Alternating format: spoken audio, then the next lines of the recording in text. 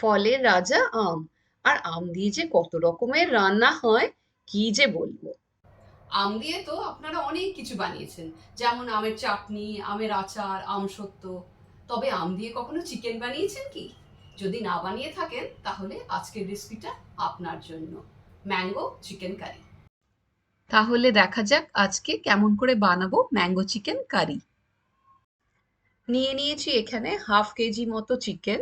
এর মধ্যে আমি দিয়ে দেব 2 চামচ দই, স্বাদ মতো লবণ, 1 টিস্পুন লঙ্কা গুঁড়ো, আর হাফ টিস্পুন গরম মশলা।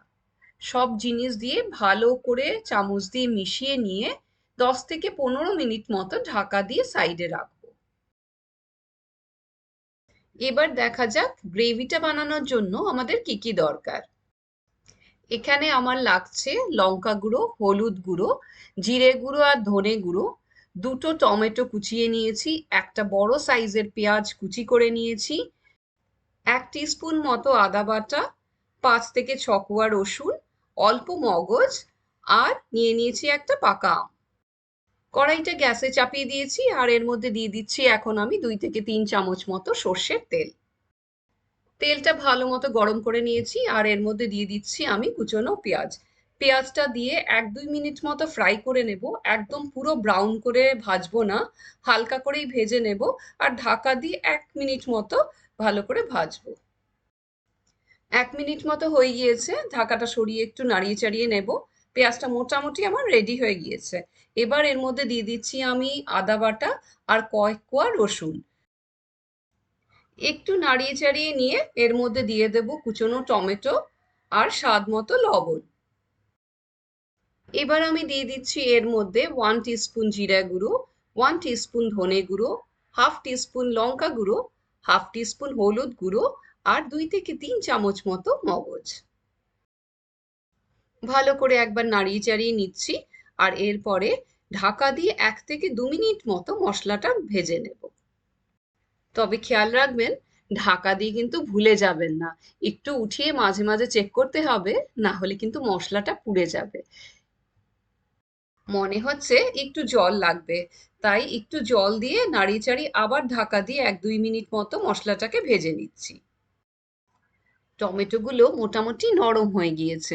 এবার আমি এই মশলাটাকে ঠান্ডা করে মিক্সিতে দিয়ে ভালো করে পিষে নেব। কড়াইটা ধুয়ে আবার আমি গ্যাসে বসিয়ে দিচ্ছি আর দিয়ে দিচ্ছি এর মধ্যে অল্প করে সর্ষের তেল। সর্ষের তেলটা ভালো করে গরম হয়ে গেলে এর মধ্যে দেব একটা এলাচ, 1 টুকরো দারচিনি, আর 2টো লং। একটু নাড়িয়ে চাড়িয়ে নিয়ে এবার আমি এর মধ্যে দিয়ে দেব মিক্সিতে পিষে রাখা মশলা। মশলাটা দিয়ে আমি একটু নাড়িয়ে চাড়িয়ে নেব, তারপরে ঢাকা দিয়ে 1 থেকে 1.5 মিনিট মতো রান্না করব। তবে খেয়াল রাখবেন মশলাটা যাতে পুড়ে না যায়।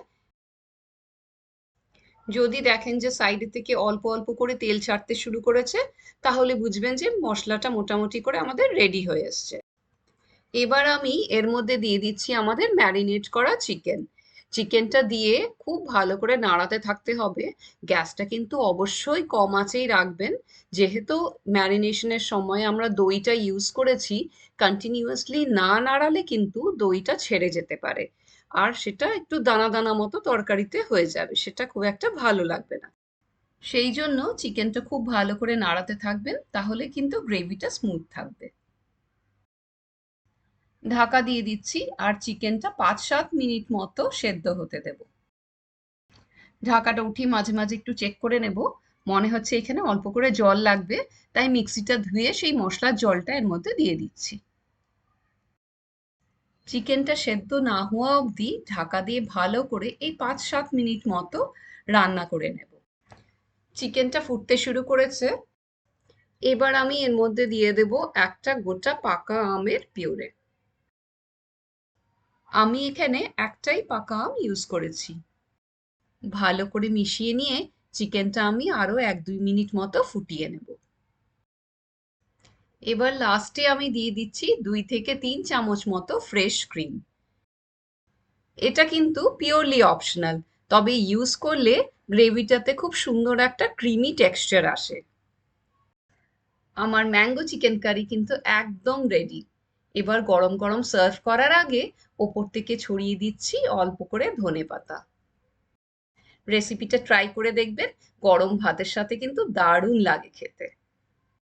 আমার রেসিপিগুলো যদি আপনাদের সত্যিই ভালো লাগে তাহলে আমার চ্যানেলটা লাইক, শেয়ার আর সাবস্ক্রাইব করতে ভুলবেন না। আর বেল নোটিফিকেশনটা অবশ্যই প্রেস করে দেবেন। তাহলে আবার পরে দেখা হচ্ছে। টাটা।